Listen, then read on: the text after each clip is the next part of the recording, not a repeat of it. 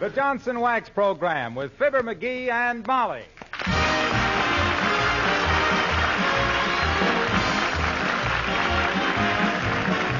The makers of Johnson's Wax for home and industry present Fibber, McGee, and Molly, written by Don Quinn, with music by the King's Men and Billy Mills Orchestra.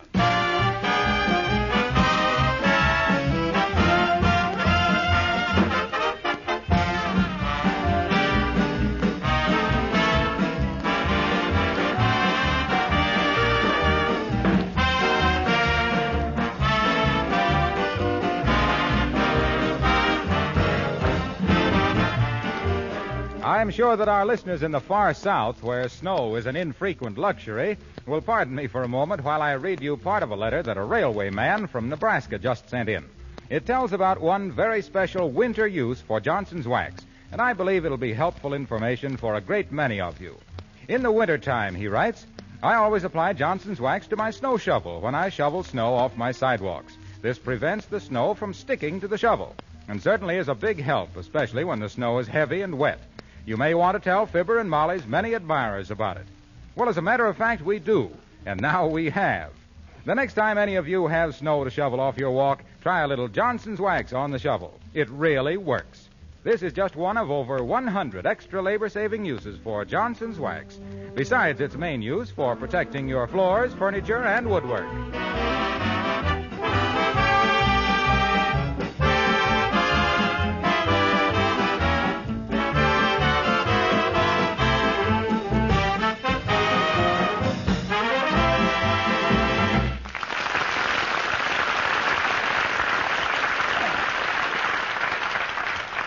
If you've been trying to get 79 Wistful Vista on the phone for the last half hour without success, it's because the Squire has been using it to promote a party.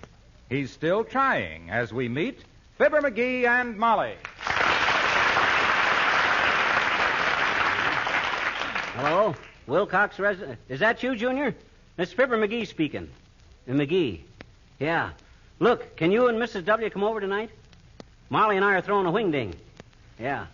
Yeah, we're celebrating. Huh? We're celebrating. Oh, didn't you know? Our laundry came back today. Huh? Oh. Okay, Junior. Some other time. Bye. Can't make it, huh? No. Looks like everybody we called up is busy tonight. We can't celebrate. And me with 6 clean shirts. Oh, there must be something we could do. Go out and ring doorbells or break windows, maybe? Yeah, we got to do something. This is an occasion. I wonder if that laundry gave us special treatment or something. My gosh, they only had it since October. Well, they always liked you anyway, dearie. They did? How'd you know? Oh, they're always keeping some little souvenir like a button off a shirt or the toe out of a sock. Well, anyway, this is a great day. Let me sit down and hold those shirts on my lap a while. Don't they look beautiful? Heavenly days, you know, if they continue to give us this kind of service, why, you can send your shirts out 3 or 4 times a year. Mm-hmm. We don't. What's the matter, McGee? Oh, I don't know. I'm just restless. Here we are, the luckiest people in town, taking the fact that our laundry is back like it was an everyday occurrence. My gosh, we ought to be out painting the town red. Well, hand me a brush, dearie. Huh? You mean? Well, why not? Sure. Come on, let's go. I'll take you out to dinner. Then we'll go to some nightclub and we'll dance till the place closes up. What do you say? Okay, where'll we go? You leave that to me, Angel Puss. I'll find a joint. You creep into your minx while I change into my heavy watch chain. Are we going formal, McGee? Nah, nobody goes formal these days.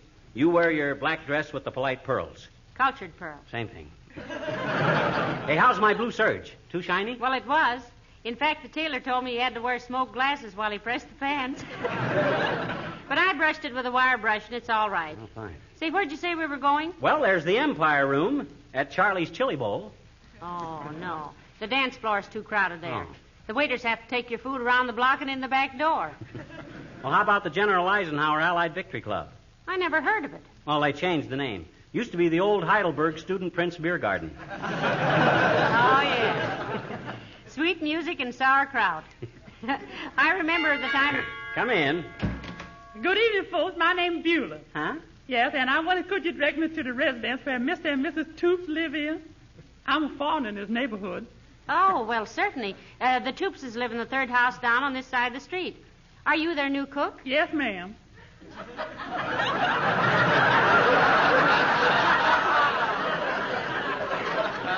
If they have good references, I'm is. You say the third house down? Yeah, that's it, Beulah. You'll see a sign sticking up out of the snow that says, keep off the grass. That's the place. Thank you. If you ever having dinner with the Toopses, maybe I can return the favor. How? If I shakes my head, don't eat it. You haven't worked in this neighborhood before, eh? No, sir. I've been working cross town. Mm-hmm. Yeah, the only reason I left is they treated me just like one of the family. And I stood there as long as I could. Well, now, if you go to work at Mr. Toops's, we'll proud to be seeing you, Beulah. Yeah, we see quite a bit of them. And their neighbor, Dr. Gamble. Dr. Gamble? Uh-huh. Oh, does he reside in this neighborhood? Mm-hmm. Oh, he's a fine man, Dr. Gamble. Yeah. He operated on my third husband for Gladstone.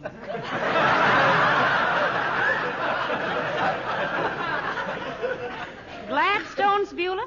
Yes, he was a red cap at Union Station and 6 Gladstone bags fell on his head. A suitcase, if I ever heard one. Excuse me? I says you should have started suit. He had a case.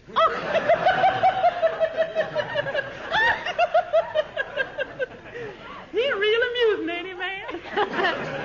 Well, there are 2 schools of thought on that, and I've been expelled from both of them. Well, give our regards to the Toopses, Beulah. I'm afraid I can't do that, sir. Oh, why not? Well, I don't know who you is, if you is, and I'm sure you must be. Oh, we're Mr. and Mrs. McGee. Oh, pleased to meet you. How do you do? Hello. Hello. Goodbye. Goodbye. Goodbye.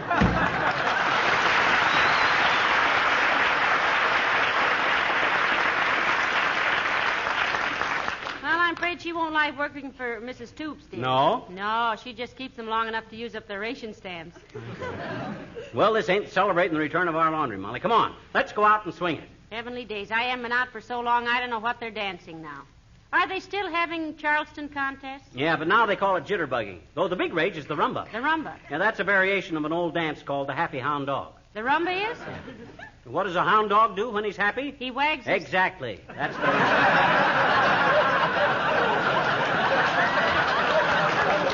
Well, come on, Molly. Let's get dressed. All right. Where's my derby hat? I want to brush it off. I've wanted to for years. It's in the hall closet. In here? That's not where I want to.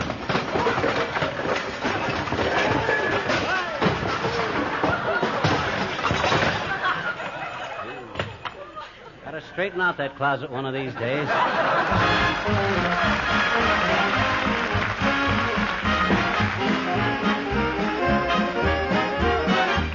Billy Mills and his orchestra play My Heart Stood Still.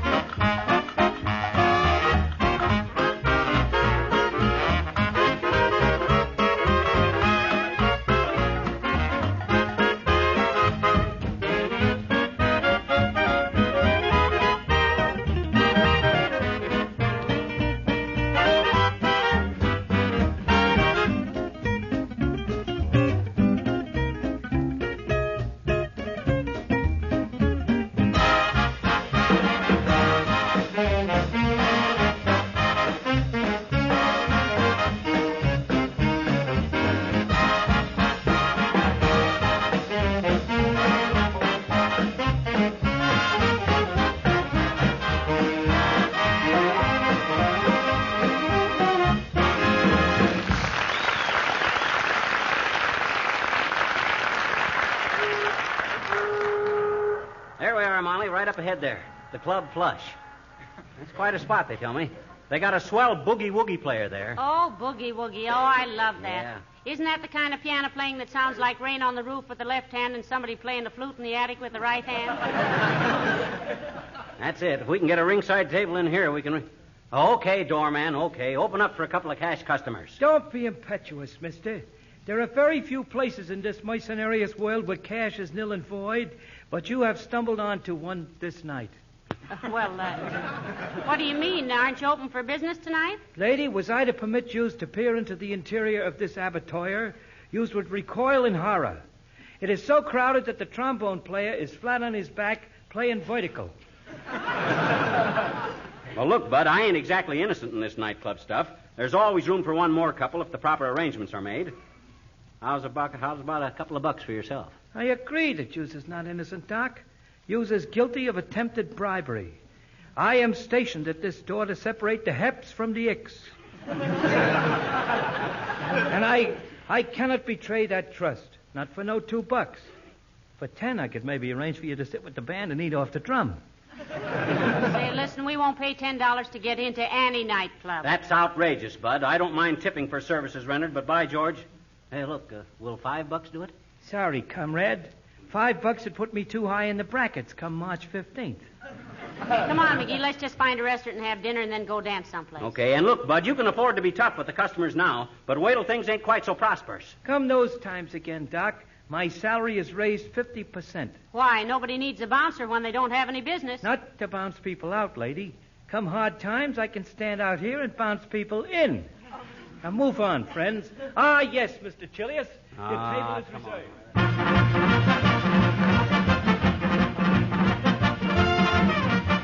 Well, we shouldn't have any trouble getting in here, Molly. The Rhinestone Horseshoe holds about 300 people. Looks pretty expensive, McGee. What's the cover charge? Only $1.50. I can handle that, maybe. Hey, isn't that Alice standing by the door? Alice, darling. Why, yes, it is. Hello, Alice. Oh, hello there. Jeepers, are you folks going in this place? Why not, Alice? Have they run out of tuna fish for their chicken a la king? We're stepping tonight, Alice. Our laundry came back. Yeah. Oh, but my dears, this place is so crowded. I don't know why Bobby Sock ever brought me here. Who? Bobby Sock. He's my boyfriend. His real name is Robert Lyle Weaver, but everybody calls him Bobby Sock. Oh, I see. Where is he now, Alice? Buying his hat back from those female bandits in the check room? Oh, no. He's settling our dinner check, $33.65. He'll be out in a few hours. In a few hours. Can't he write a check faster than that? He isn't writing a check. He's washing dishes. That's why I stay away from these clip joints. I always wind up with 5 o'clock shadow, tattletale gray hair, and dishwater cahans. Is the music good in there, Alice? Well, it's not bad, Mrs. McGee. It's Gordon Gherkin and his 12 pickles. They specialize on reviving old dance tunes. Oh, that's for me. I like that. Well, it's a case of have to with Gordon Gherkin, I guess. Huh? He's had so many musicians go into the Army, the only ones he can get are old men who just know numbers like, "Oh, you beautiful doll" and stuff. Criminy, those gates really creak. Well, if this place charges such awful prices for dinner, it's not for us, McGee. We've got better places to put our money, such as it is. Oh, we can afford it, Molly, just this once. Oh, let's not kid ourselves. We can't lick war stamps with our tongues in our cheeks. Good night, Alice. Good night. So long, Al. Now let's see where... Uh-oh. Hey, taxi! Taxi! Where are we going, McGee? I just thought of a swell place. Hey, driver, take us to that Hawaiian place up on 14th Street. The Waikiki Keyhole. Yeah, hurry, and don't spare the horses.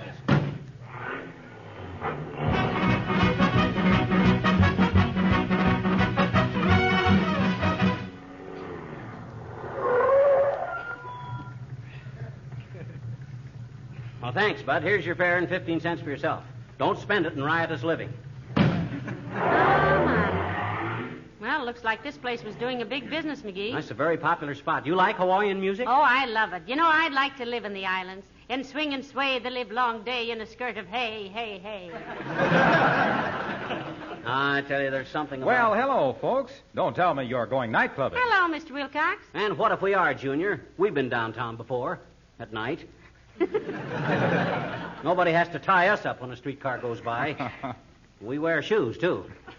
In fact, I even know how to catch a waiter's attention clear across the room. Well, I've never known how to do that, pal. What's the secret? Well, you walk over to him and stick a fork in his leg. Hey, you told me on the phone you couldn't come to our party tonight. How come now we find you out nightclubbing now? Well, this place does such a terrific business, I have to come at odd hours to talk to the manager. He's an old customer of mine.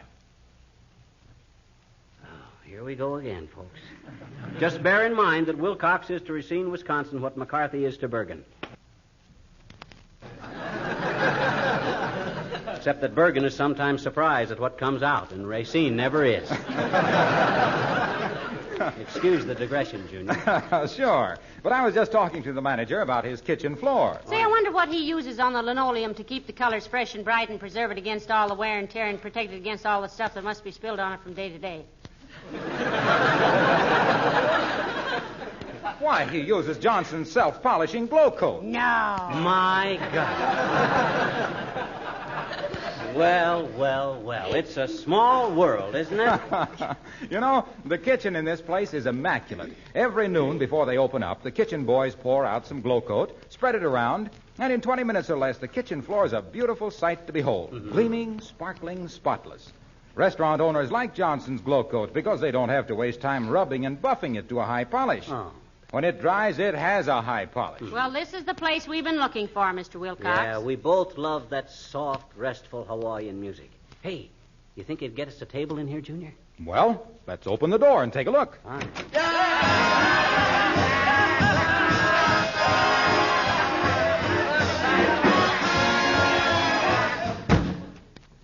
No, I don't think so. Yeah. I don't think it did either. Well, I see what you mean. Well, come on, Molly, let's go.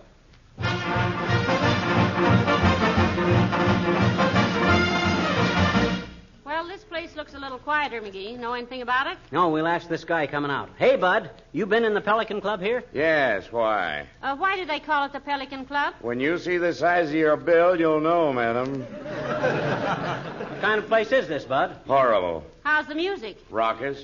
The food? Atrocious. How's the service? Arrogant. Crowds. Maddening. Prices? Sheer larceny. Well, if it's that bad, why do you patronize it? I have to. I own it. Can I?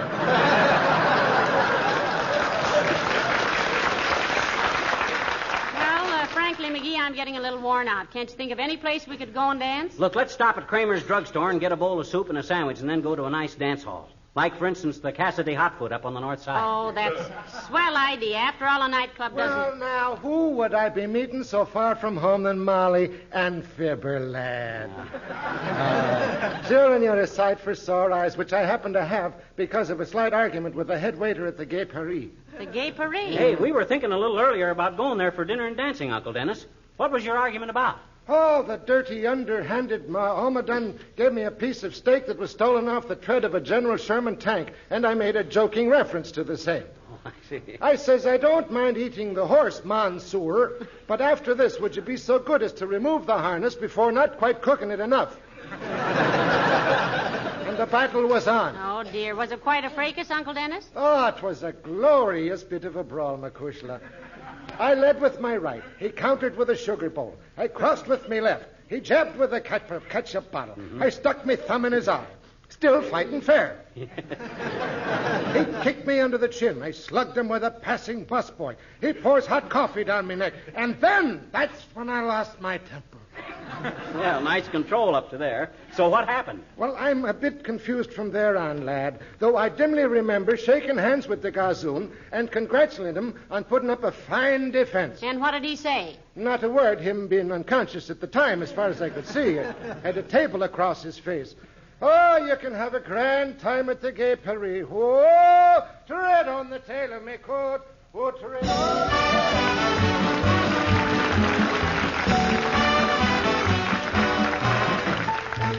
The King's Men sing Deacon Jones. Brothers and sisterettes, Deacon Jones sends his deepest regrets. So while the deacon's absent from the meeting tonight, there's something about the deacon that I want to set right. What's that, brother? Who is so respected? Deacon Jones. Who is kind and unaffected? Deacon Jones. When a sinner's moaning low, who will share his tale of woe? Hallelujah, hallelujah, Deacon Jones. Now who's so handsome and good-looking? Deacon Jones. Well, who can smell a rooster cooking? Deacon Jones. Who gets all the chicken breasts and leave the giblets for the rest? Hallelujah, hallelujah, Deacon Jones.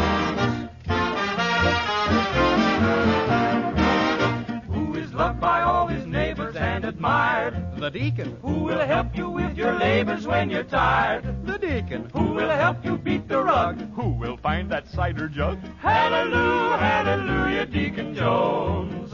Who's the first to church on Sunday full of pride? Why, the deacon. Who's the last to work on Monday sleepy-eyed? The deacon. And the balance of the week. Who goes fishing down the creek? Hallelujah, hallelujah, Deacon Jones.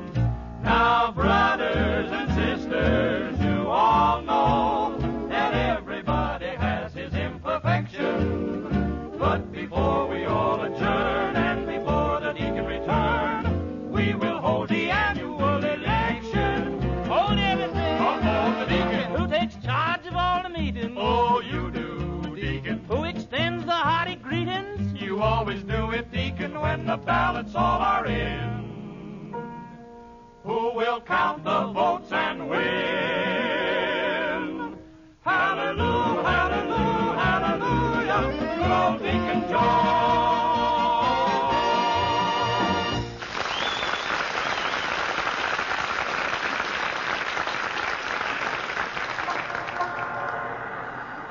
Well, I'm getting a little fed up with this whole thing, McGee. Heavenly days, even the restaurants are jammed. Yeah, I never knew this town had so much nightlife.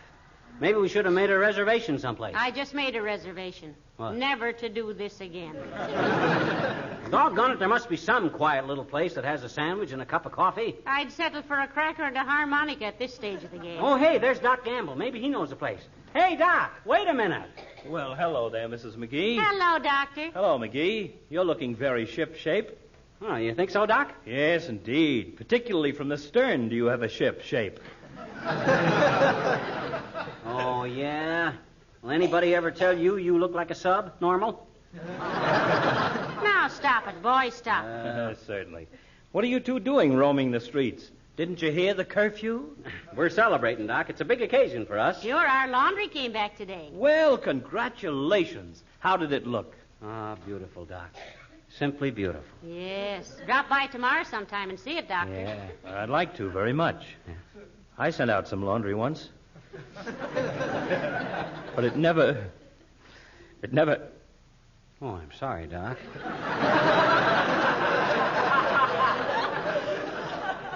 Something you loved very much, was it? Yes. Oh. 4 sulka shirts and some no-sag underwear. It's very lonely without them. Sorry to be so emotional. Oh, that's all right, Doctor. We know how it is. Hey, Doc, we're looking for a good place to eat, and then we want to go someplace and dance.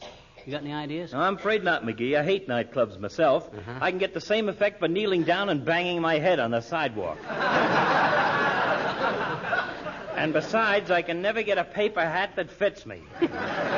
Oh, we don't want a nightclub, Doctor. Just a quiet place to eat. We can go dancing afterwards. Yeah. I wish I could go with you. I've always wanted to see McGee dance. I imagine it'd look something like a road scraper with a broken governor. Oh. Now, look here, Doctor. All we did was ask you a civil question about where we could get something to eat. But I'm not hungry anymore. I'm fed up with your wisecracks. Why, you wouldn't know a wisecrack if it was tattooed on your forehead by Joe Miller. Without a lampshade on your head, you're the death of the party. Oh, listen to him. I wouldn't know a wisecrack, he says. Why, you malpracticing... Say, I just thought where you might go. Really? Where, Doc, old man? Tell us. Now, look, if you want good food and good service Yeah. with a minimum of expense, Yeah. take the next Oak Street bus and go right on down.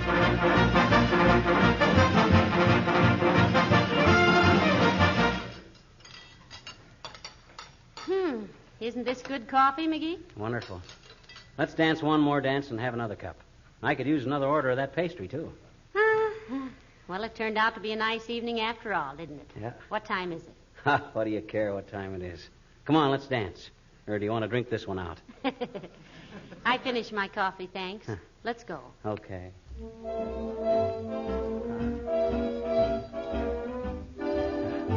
Good floor, isn't it? Be yourself, dearie. Who was I being? Harlow Wilcox. Why, darling, you're dancing beautifully. What was that last tricky little step you did? That wasn't a step. I was scratching my left leg with my right foot.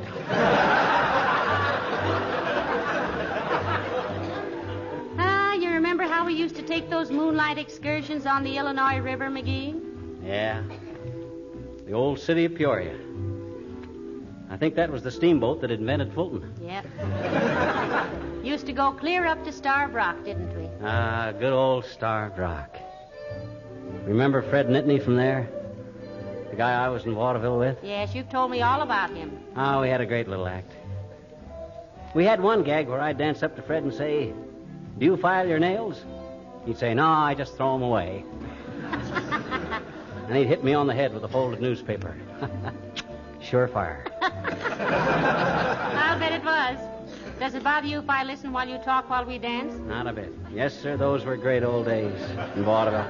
I wonder whatever become of all those people. There was one act, Burns and Allen, they called themselves. Say, could that have been Bob Burns and Fred Allen? No, this was a guy and a girl. Oh, she was cute. He was always kind of barking at her. "Gracie," like that. Yeah? Oh, well, they're probably sitting around some broken-down theatrical boarding house. Living on their memories. Yeah. Thank you, Mrs. McGee. Thank you. Shall we go back to our table? Yeah. Boy, am I glad Doc suggested this place. So am I. Yeah. And you know what would make the evening perfect? What? Let's pile the dishes in the sink and wash them in the morning. That's a deal. It's a deal. You haul them out while I turn off the Victrola. Up, Al?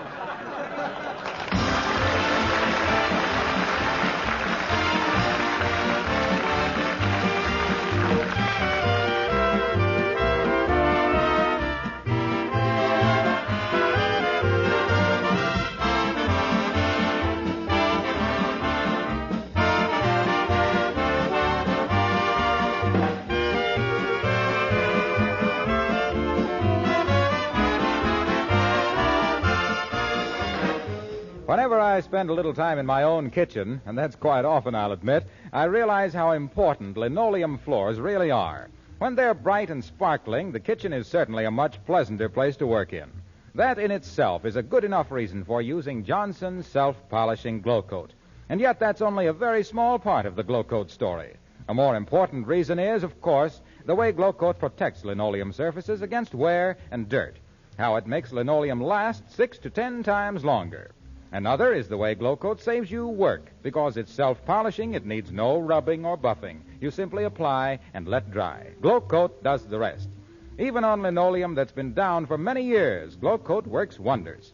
And if you're putting down any new linoleum, then be sure that from the very first day it's protected regularly with Johnson's self-polishing Glow Coat.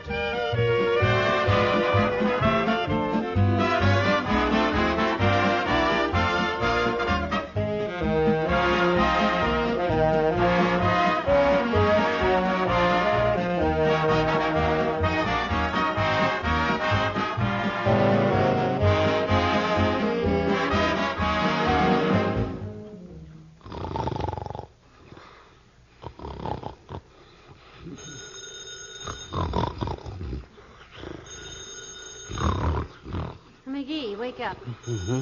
McGee, the telephone is ringing. Who set the clock for this time of night? That isn't the clock. That's the telephone. Go answer it. Oh. Hello.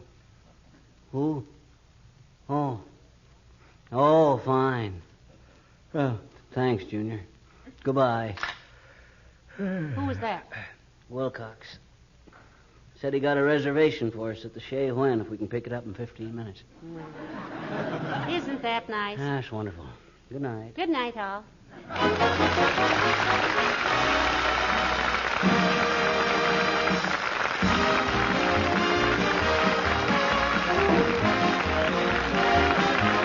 The character of Uncle Dennis heard on this program was played by Ransom Sherman. This is Harlow Wilcox, speaking for the makers of Johnson's Wax for Home and Industry, inviting you all to be with us again next Tuesday night. Good night. This is the National Broadcasting Company.